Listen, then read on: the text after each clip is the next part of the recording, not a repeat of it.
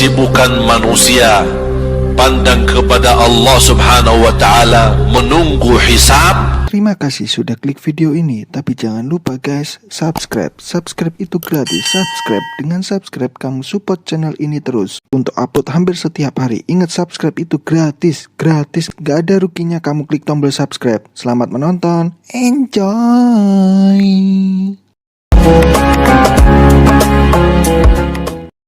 Assalamualaikum warahmatullahi wabarakatuh.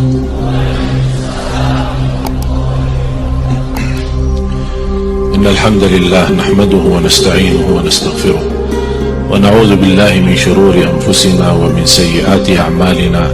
Man yahdihillahu fala mudilla lahu wa man yudlil fala hadiya lahu.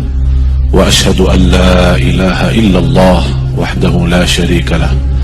وأشهد أن سيدنا ونبينا محمدا عبد الله ورسوله.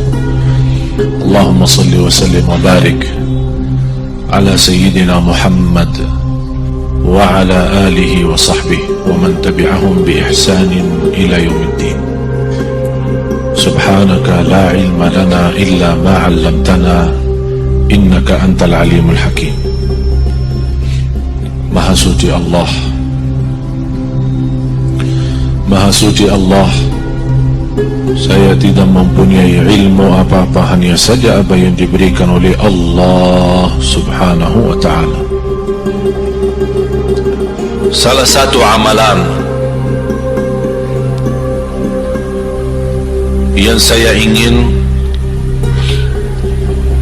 selain apa yang saya sampaikan, amalan ini mohon diberikan perhatian lebih banyak. Sederhana, mudah, tapi manfaatnya luar biasa. Amalan itu adalah bersalawat kepada Nabi Muhammad sallallahu alaihi wasallam.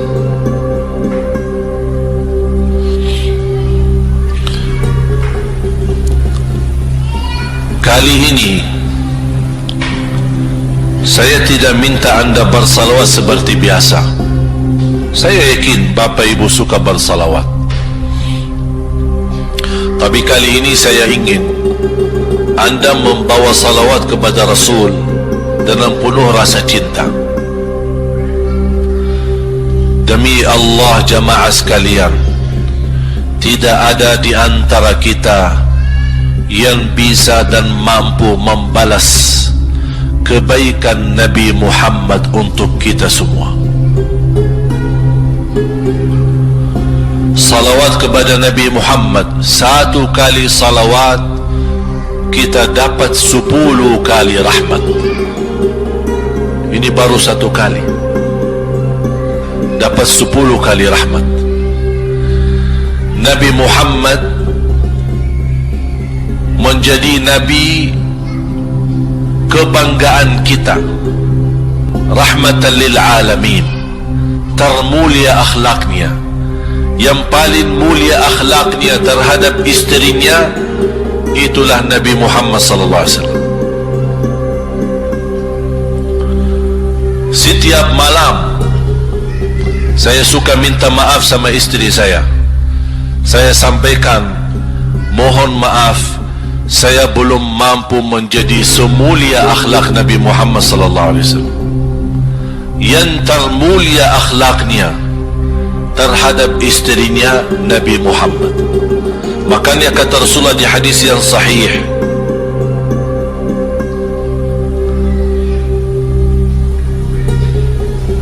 ahsanun nasi akhlaqan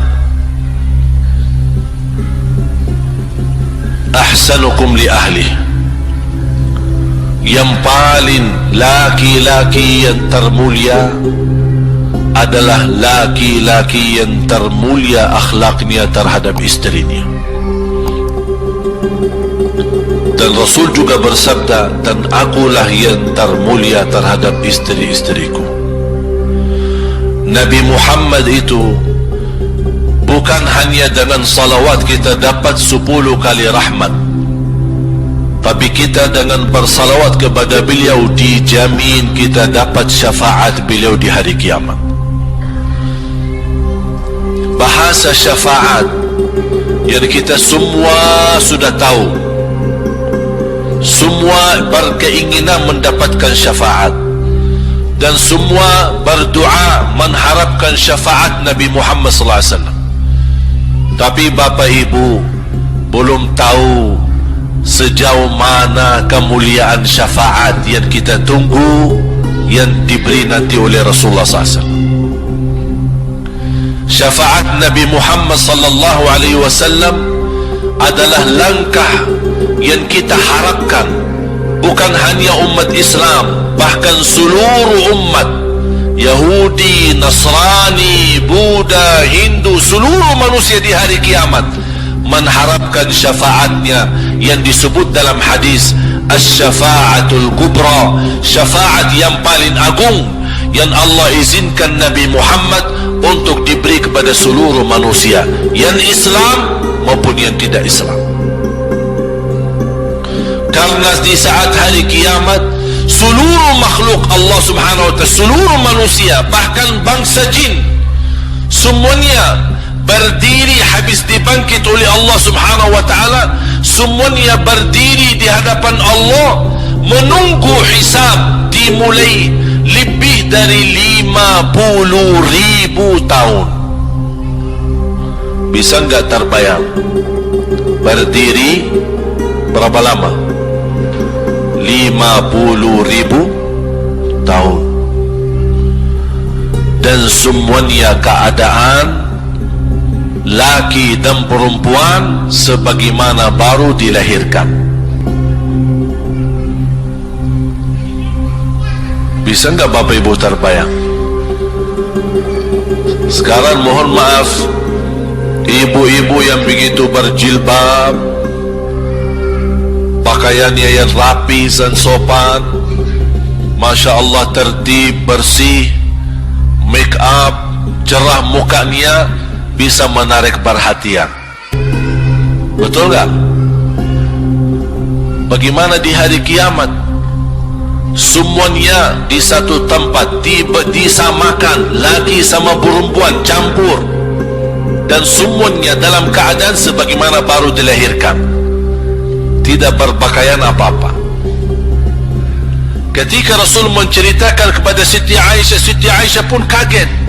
Ya Rasulullah, laki dan perempuan sama-sama.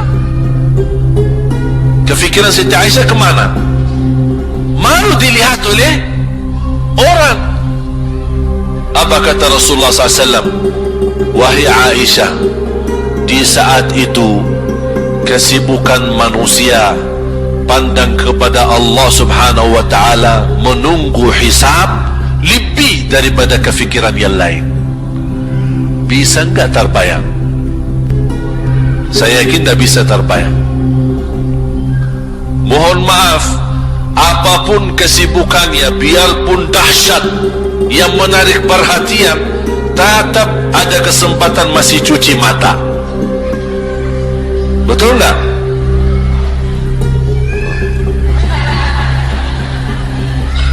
Tapi kalau di hari kiamat beda keadaannya. Apapun yang saya jelasin tidak akan mungkin Bapak Ibu bisa bayangkan, karena itu bukan dahsyat lagi, tapi di luar batas kemampuan kita. Makanya Siti Aisyah sebagai manusia wajar kalau terkejut. Ya Rasulullah, kami dan laki-laki sama-sama. Rasul maklumi fikiran Siti Aisyah sebagaimana memaklumi fikiran kita yang sama. Tapi ternyata kalau di sana beda. Makanya di saat itu belum lagi matahari didekatkan. Disebut dalam hadis mil, 1 mil. Di dalam satu hadis 1 mil adalah, kalau untuk dalam mata itu kan berapa ukurannya? Berapa senti ya? Sangat kecil. Betul? Kalau dalam bahasa Arab itu namanya mil. Berarti ukuran nanti di hari kiamat kita berdiri 50.000 tahun dan mataharinya dekat seperti ini. riwayah mil bukan yang itu maksud, tapi adalah ukuran perjalanan 1 mil. Kira-kira 1 mil cukup jauh? Sama, kurang lebih berapa kilo? 1,5 kilo?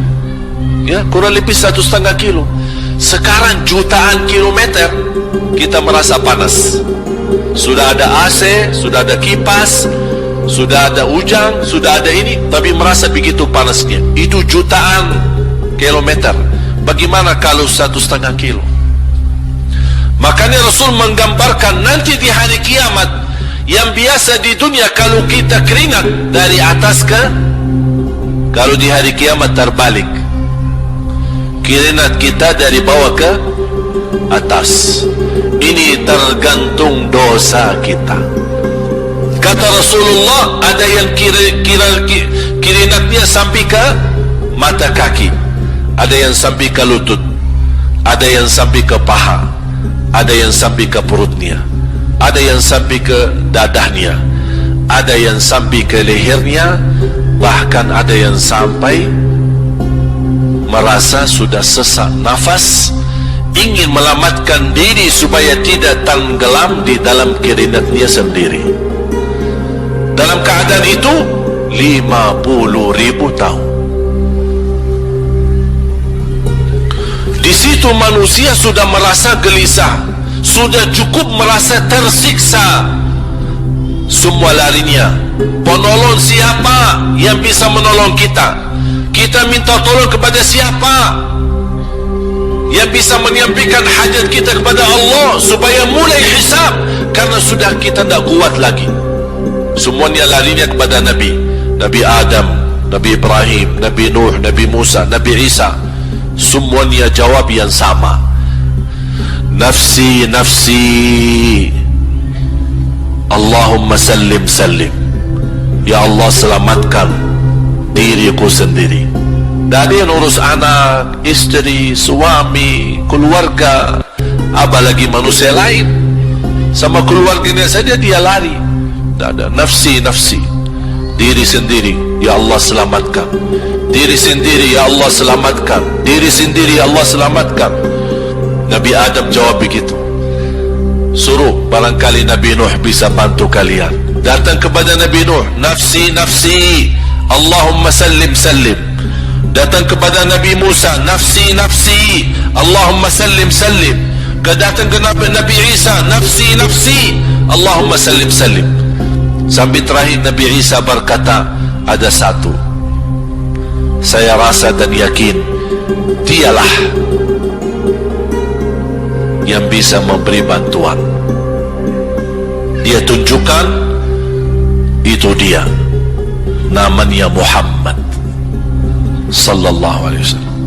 Bayangkan, semua manusia ini aja sekarang yang masih hidup berapa miliar, kita tidak bisa dihitung berapa jumlah penduduk bumi. Bayangkan dengan umat terdahulu, semua dikumpulkan dan semua menarah satu arah kepada Nabi Muhammad, minta tolong. Ya Rasulullah, ya Muhammad, ya Habib Allah, tolong syafaatkan. Barangkali dengan bantuanmu, doamu, syafaatmu, bisa ini mulai dihisab supaya terselesai siksa yang kita hadapi. Begitu mereka datang, apa jawab Rasulullah SAW? Allahumma sallim, sallim, ummati, ummati. Ya Allah, selamatkan umatku, umatku. Fikirannya umatnya, bukan istrinya, bukan anaknya, bukan orang tuanya, bukan siap, umatnya. Umatnya dia fikirkan. Kemudian dia sujud di hadapan Allah Subhanahu wa ta'ala. Kata Rasulullah, di saat itu aku bersujud, Allah gerakkan lidahku untuk memuji Allah dengan kata-kata pujian yang tidak pernah makhluk pun sebelumnya sebutkan pujian itu. Artinya pujian yang Allah anugerahkan untuk Nabi Muhammad, sebelumnya tidak ada satu makhluk pun yang bisa mengucapkan. Hanya Nabi Muhammad, dan hanya di saat dia sujud di hadapan Allah di hari kiamat. Allah biarkan beberapa lama, habis itu Allah berkata, ya Muhammad, irfa' ra'sak wasal tu'ta washfa' tushaffa. Ya Muhammad, angkatlah kepalamu dan silahkan minta apapun, aku berikan. Silahkan beri syafaat kepada siapapun, aku terima syafaatmu. Langsung dia berkata, ya Allah, kasihan manusia, mohon segera dihisab. Baru mulai dihisab, turun kitab-kitab. Ada yang mengambil kitabnya dengan tangan yang kanan, itulah bahagia. Ada yang mengambil kitabnya dengan tangan kiri, dia berusaha sembunyikan tangan kirinya karena dia malu kalau kitabnya diterima dengan tangan kiri. Dia sembunyikan tangannya yang kiri ke belakang, larinya buku amalannya ke belakang dan langsung nempel di tangannya. Tak ada yang bisa lari di hari itu. Semua amalan, buku amalannya dibuka oleh Allah, dan akan Allah mulai menghisabkan kita satu persatu. Tak ada kelompok-kelompok, tak ada bendera, tak ada ormas, tidak ada kelompok, tidak ada pimpinan, masing-masing. Benderanya kita apa? Buku amal. Dan Allah manggil kita bernama satu-satu. Ibu, sini, datang. Kata Rasulullah sallallahu alaihi wasallam, yuhasibullahu al-abida laisa bainahu wa bainahu turjuman. Allah akan hisab hamba-hambanya satu demi satu, bersatu-bersatu, dan tidak ada penerjemah. Jadi tidak pakai terjemah, translate. Ya Allah, saya tak mengerti bahasa Arab, saya tidak mengerti bahasa, ya Allah, gimana ini, saya butuh translate atau pengacara supaya bisa bantu saya lulus dari hukum. Tak ada. Yang hakim Allah, keputusannya Allah, yang menentukan Allah, mahkamah yang dikuasai Allah, hamba di hadapan Allah, saksi semua, tangan saksi, mata saksi, lidah saksi, kaki saksi, buku amal saksi, malaikat saksi. Bagaimana kita mau lari? Ditanya oleh Allah, hei hambaku, ingat enggak di malam itu, di tempat itu, kamu berlakukan dosa itu? Seorang hamba yang masih memiliki iman, dia merasa dan ingat, dan dia merasa malu, dia tunduk kepalanya. Kata Allah, malu ya, malu, tunduk, ya malu ya Allah, malu, malu. Dan subhanallah, tanda rahmat Allah, ketika Allah bertanya dengan kita, tak ada orang lain yang bisa lihat. Supaya apa? Supaya hisab kita di antara kita sama Allah tidak terbocor kepada orang lain, supaya tidak malu sama orang lain. Allahu Akbar. Habis kita sudah ragu diri, ya Allah, saya ingat dan saya rasa salah dan saya malu. Apa kata Allah? Waktu itu kamu lakukan dosa itu, aku tutupi, aku tutupi. Tak ada yang tahu. Kita lakukan dosa ini udah sekian tahun, ada yang tahu enggak? Tak ada yang tahu, karena kita lakukan di saat sembunyi. Kata Allah, di saat itu kamu lakukan dan kamu tahu itu dosa, tapi aku tutupi supaya kamu jangan menjadi malu di depan keluarga atau di depan sahabat. Aku tutupi. Dan aku sekarang sudah menutupi dosamu di dunia, dan sekarang aku hapuskan dan ampuni dosamu di akhirat. Allahu Akbar. Disitulah terasa anugerah, ampunan Allah yang maha kuasa, dan Allah di saat itu mampu menghukum kita.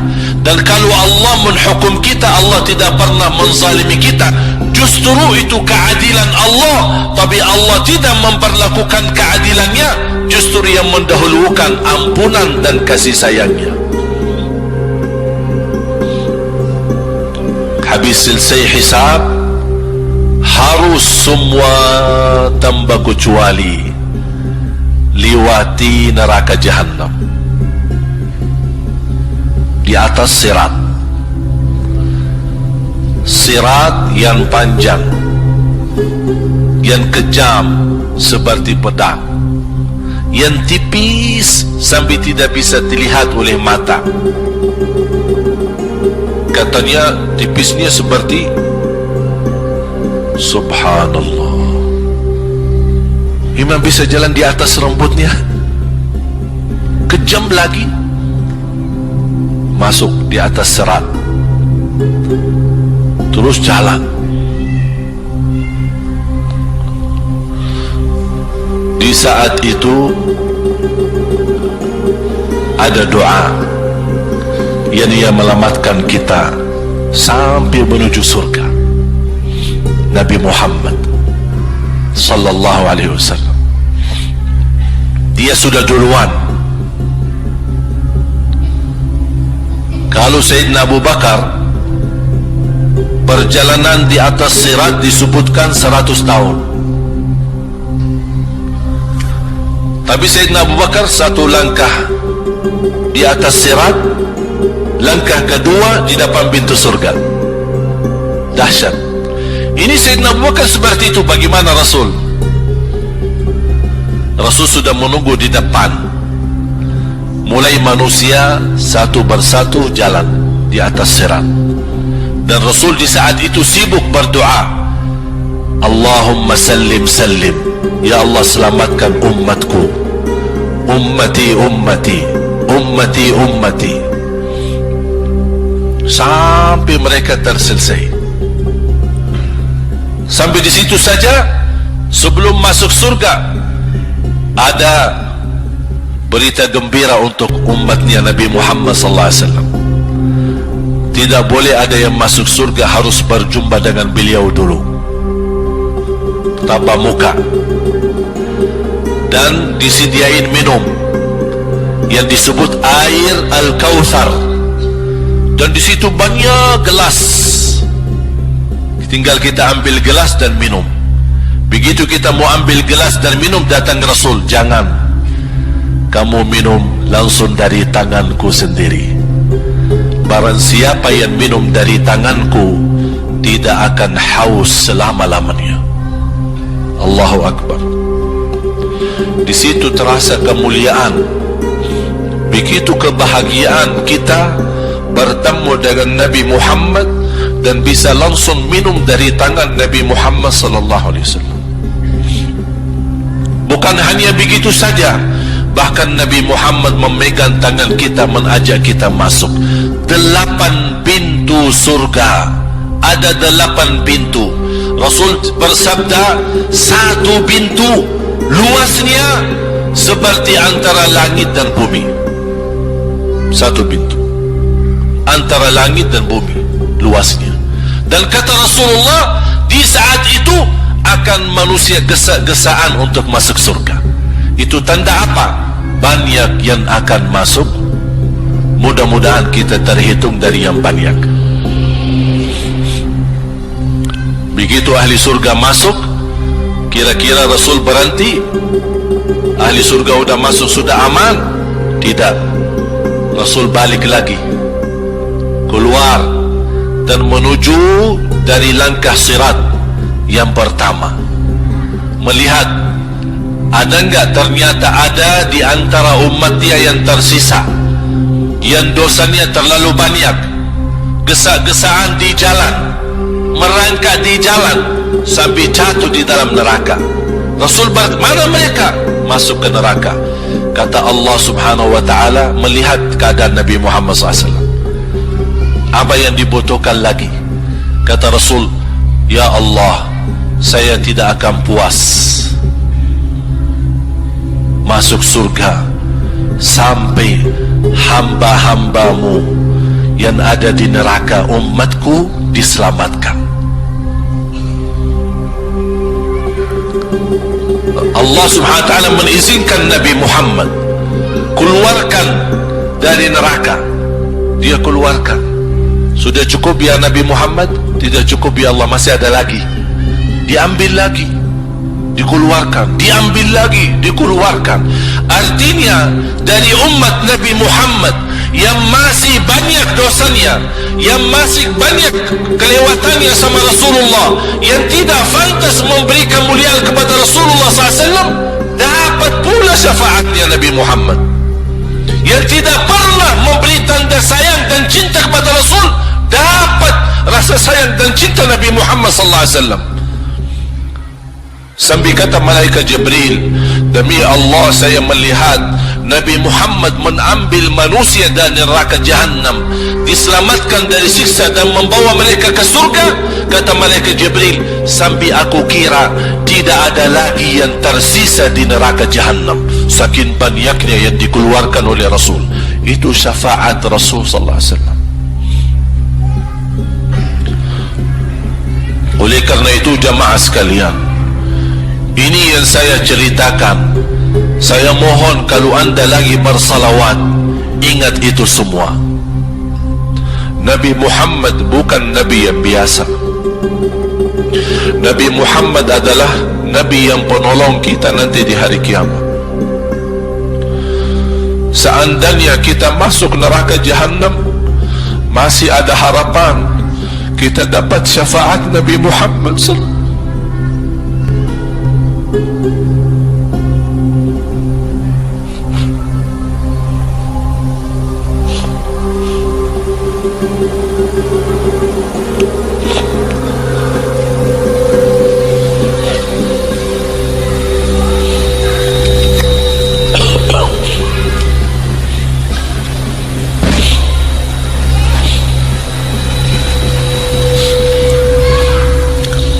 Yang masuk neraka saja dapat syafaat Rasul.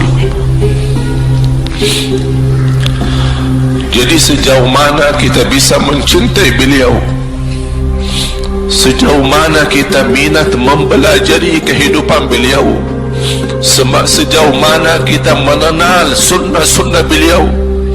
Di zaman ini, umat yang paling bodoh terhadap beliau kita umat Islam.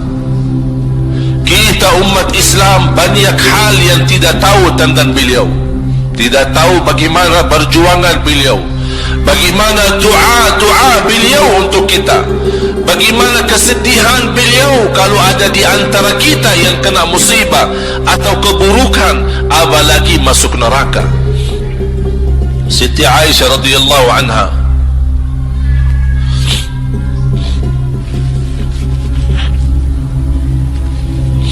Siti Aisyah radhiyallahu anha pernah minta sama Rasul doa. Ya Rasulullah, tolong doakan saya. Rasul mendoakan, Allahumma ighfir li Aisyah ma taqaddama min dhanbiha wa ma ta'akhkhar, ma qaddamat wa ma akharat, wa ma asarrat wa ma a'lanat. Ya Allah, ampunilah dosa-dosa istriku Aisyah, dosa yang lama, dosa yang baru, dosa yang terang-terangan maupun dosa yang tersembunyi. Siti Aisyah mengaminkan doa Nabi Muhammad dan menangis dan bangga dan senang. Saking senangnya, saking bahagianya, dia tertawa. Sambil Rasul melihat Siti Aisyah, senang wahai Aisyah, apakah kamu senang dengan doaku? Kata Siti Aisyah, bagaimanakah aku tidak senang? Aku justru merasa bahagia dengan doamu untukku ya Rasulullah. Apa kata Rasul? Ketahuilah wahai Aisyah, ketahuilah doaku yang baru ini untukmu, itulah selalu doaku untuk umatku di setiap salat. Itu doa Nabi kita buat kita. Setiap beliau salat mendoakan kita, ya Allah ampuni dosa umatku, dosa yang lama, dosa yang baru, dosa yang sembunyi, dosa yang terang-terangan. Setiap salat itu doa Nabi kita, Nabi Muhammad SAW, untuk kita semua. Apa yang diminta oleh Rasul? Rasul tidak minta banyak dari kita. Salah satu yang diminta oleh Rasul dan memohon, satu itu berbanyak, itu satu-satunya yang Rasul minta banyak. Selain itu Rasul tidak pernah minta banyak. Satu-satunya Rasul minta banyak. Apa? Salawatlah kepadaku, berbanyaklah salawat kepadaku. Mengapa Rasul minta berbanyaklah salawat kepadaku? Kenapa tidak minta amalan yang lain untuk dibanyakkan salawat atau amalan yang lain? Mengapa hanya salawat? Rasul berpesan berbanyaklah salawat kepadaku, karena Rasul tahu dengan kita berbanyak salawat, kita akan dijamin dapat syafaat beliau, dan itulah beliau yang diinginkan. Bukan hanya dapat syafaat, bahkan Rasul sendiri bersabda, aqrabukum minni majlisan yaumal qiyamah, yang paling dekat kepadaku hari kiamat, yang paling banyak salawat kepadaku. Bahkan berita gembira bagi seorang hamba umat Nabi Muhammad SAW, akthiru alayya minas salati yawmal jumu'ati wa laylataha, fa inna salatakum tablughuni haitsu kuntum. Ini keistimewaan khusus, kelebihan, amalan yang utama, bahkan yang terutama di hari Jumaat dan di malam Jumaat, fokus hanya bersalawat kepada Rasul. Mengapa? Karena Rasul yang berpesan, Rasul yang minta. Rasul berpesan, berbanyaklah salawat kepadaku malam Jumaat dan hari Jumaat. Mengapa ya Rasulullah khusus hari Jumaat dan malam Jumaat? Karena salawat kalian Allah sampaikan kepadaku. Kata guru saya, barang siapa yang ingin Rasul kenal dengan dia, berbanyaklah salawat kepada beliau, karena langsung nama kita akan sampai. Ya Rasulullah, ini salawat bapa dan ibu dari Bandung, kan sampai. Ada riwayat, ada malaikat khusus tugasnya setiap kita bersalawat dibawa kepada Rasulullah SAW. Allahu Akbar. Bahkan ada orang bertanya kepada guru saya, Syekh Muhammad Ibn Muhammad Ibn Mukhtar Asy-Syanqiti, dan beliau masih hidup. Subhanallah, ketika di salah satu pertanyaan di majlis ta'lim di Masjid Nabawi, ada orang bertanya, mana yang lebih diutamakan di hari Jumat? Banyak baca Quran atau banyak salawat? Kita milih yang mana? Beliau menjawab dengan jelas, dengan tegas, di hari Jumat dan malam Jumat lebih utama banyak salawat daripada banyak baca Quran. Mengapa? Karena kata beliau, karena itulah permintaan Rasul sendiri, berbanyaklah salawat kepadaku di hari Jumat dan di malam Jumat. Dan banyak riwayat yang lain. Kalau saya sebutin manfaat, keutamaan salawat kepada Rasul, lebih daripada 100 manfaat. Menghilangkan kesusahan, memberi kemudahan lunasi hutang, menyembuh penyakit, menjamin ampunan dosa, mendapat 10 rahmat, mendapatkan syafaat Rasul, posisi kita semakin mulia. Setiap kali kita salawat semakin naik derajat kita. Barang siapa yang salawat kepadaku 10 kali, dapat 10 kebaikan, dapat 10 rahmat, dihapus 10 kejahatan, dan naik 10 derajat, dan di akhirat dapat syafaatku. Luar biasa. Hadis yang terakhir,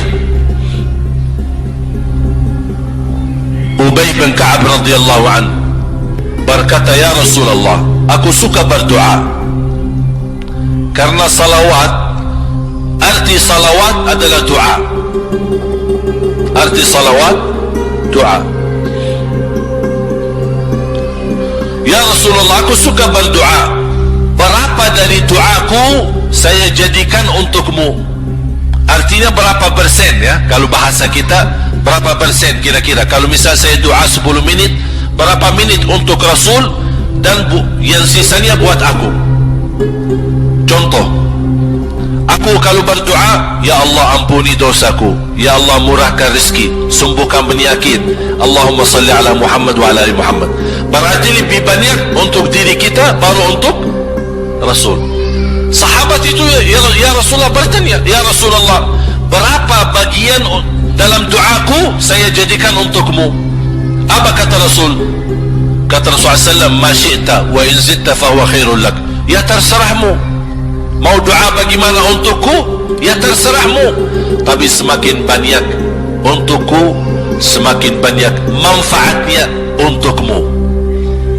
Apa kata sahabat? Ya Rasulullah, saya akan jadikan separuh doaku hanya salawat kepadamu.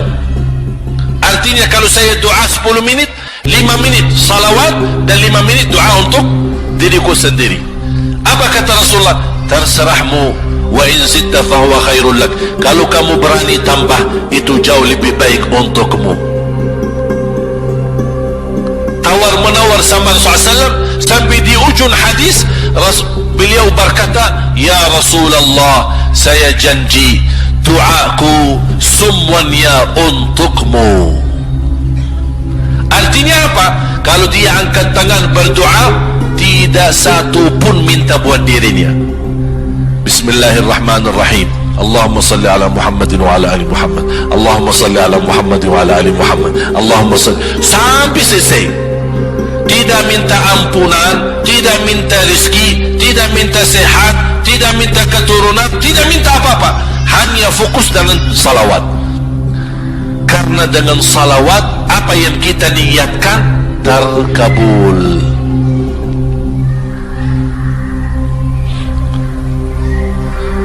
Saya dapat dari guru saya, nanti saya akan ceritakan bagaimana cara berdoa.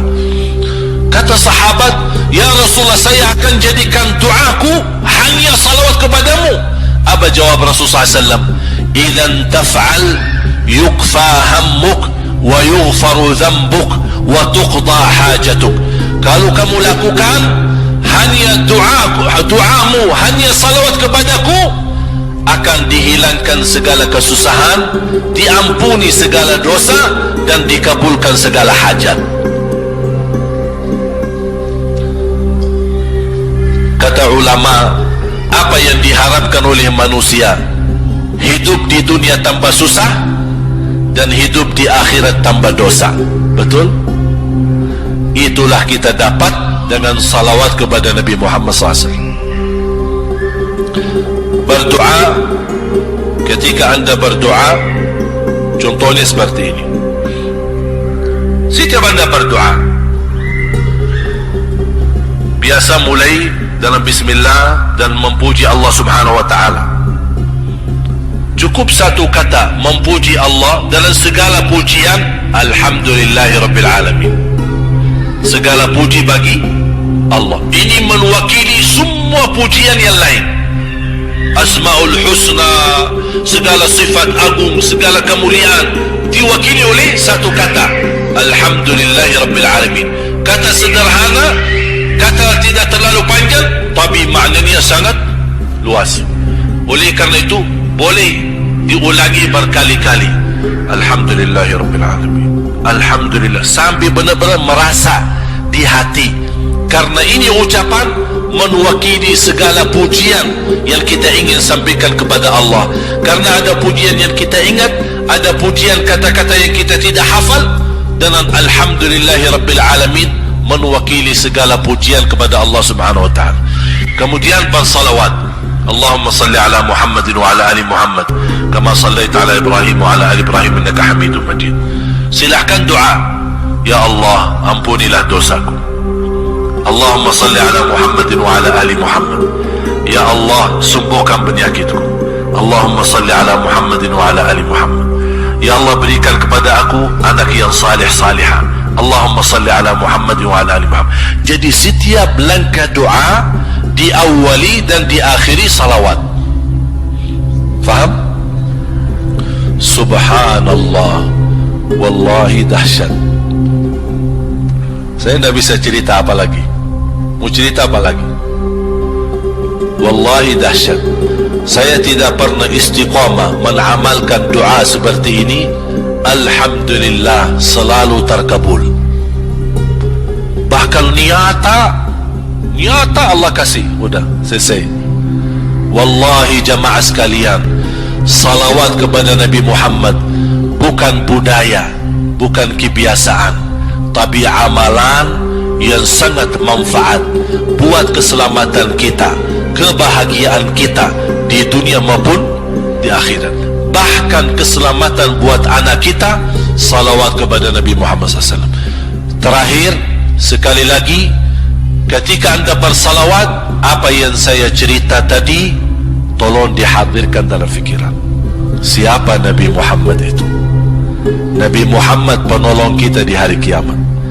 Nabi Muhammad yang membawa syafaat untuk kita. Nabi Muhammad yang menunggu kita di surga. Nabi Muhammad yang membela kita di saat kita berdiri di hadapan Allah. Nabi Muhammad yang akan membantu mendoakan kita saat jalan di atas sirat. Nabi Muhammad yang mendampingi kita nanti ketika kita minum dari air Al-Kautsar. Nabi Muhammad yang menemani kita masuk ke dalam surga.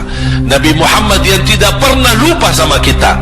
Makanya ketika anda bersalawat dan membawa perasaan dan membawa penghayatan ini, insyaallah jemaah sekalian akan terasa, ya Allah, ternyata indahnya salawat kepada Rasul. Karena sudah kontak di hati. Apalagi kalau anda begitu salawat dan salam, Rasul jawab. Rasul jawab kita, Waalaikumsalam ibu. Tapi cuma kita tidak dengar. Dia dengar salawat kita, dia dengar salam kita, tapi kita tidak mendengar jawab beliau. Allahu Akbar. Wallahi kalau bisa kita rasakan, wallahi ibu bapak akan sendiri menangis tanpa merasa. Sendiri, kok tiba-tiba nangis, kok tiba-tiba kok tidak bisa tahan diri. Karena Nabi Muhammad itulah yang semestinya sudah menguasai hati kita, sudah ada di hati kita, sudah mempenuhi rasa cinta di dalam hati kita. Makanya kata Rasulullah, tidak sempurna iman seorang sampai dia mencintaiku lebih dari ibunya, lebih dari bapaknya, lebih dari anaknya, lebih dari hartanya, bahkan lebih dari dirinya sendiri. Baru sempurna imannya. Bagaimana kita bisa mencapai kesempurnaan iman seperti ini? InsyaAllah dengan bersalawat, dengan membawa perasaan, membawa kehadiran cerita-cerita yang sama-sama kita pelajari, baru akan terasa di dalam hati posisi Nabi Muhammad akan semakin besar, semakin mulia di hati kita. InsyaAllah semakin mulia di hati kita, InsyaAllah akan semakin semangat beribadah, semakin semangat mendekati, semakin semangat mempelajari, dan semakin InsyaAllah menjadi baik di mata Allah dan InsyaAllah baik di mata manusia. Amin ya Rabbal Alamin. Mudah-mudahan Allah terima segala amalan ibadah kita. Mudah-mudahan Allah memaafkan kekurangan dan kesalahan kita. Mudah-mudahan apa yang saya sampaikan bermanfaat. Kurang lebihnya mohon maaf. Mudah-mudahan semua yang hadir maupun pendengar di mana saja berada dijadikan oleh Allah Subhanahu wa taala ahlul Quran, ahlul Quran, ahlul Quran dunia akhirat. Birahmatika ya arhamar rahimin. Akhirul kalam, subhanakallahumma wa bihamdik, ashhadu an la ilaha illa anta, astaghfiruka wa atubu ilaik. Wassalamualaikum warahmatullahi wabarakatuh.